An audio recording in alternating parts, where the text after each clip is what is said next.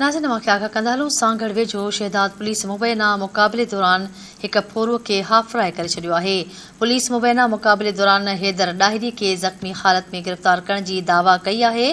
ॾोहारी खे इस्पताल मुंतक़िल कयो वियो आहे। संदसि कब्ज़े मां पिस्टल हथ करे वधीक जांच शुरू कई वई आहे।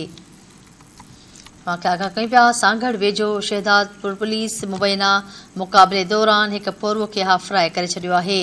पुलिस मुक़ाबले दौरान हैदर डाहिरी खे ज़ख़्मी हालत में गिरफ़्तार करण जी दावा कई आहे। ॾोहारी खे इस्पताल मुंतक़िल कयो वियो। संदसि कब्ज़े मां पिस्टल हथ करे वधीक जांच शुरू कई वई आहे। मूंखे अहम ख़बर ॾियूं पिया सांगड़ वेझो शहदादपुर पुलिस मुबैना मुक़ाबले दौरान एक फोरुअ खे हाफ़राए करे छॾियो आहे। पुलिस मुबैना मुक़ाबले दौरान हैदर डाहिरी खे ज़ख़्मी हालत में गिरफ़्तार करण जी दावा कई आहे।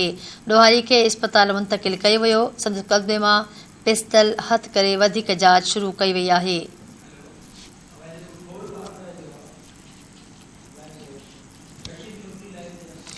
सांगड़ खां धरती टीवी न्यूज़ जो रिपोर्टर रशीद मक्सी लाइन ते मौजूद है। जी रशीद, कहिड़ा तफ़सील आहिनि?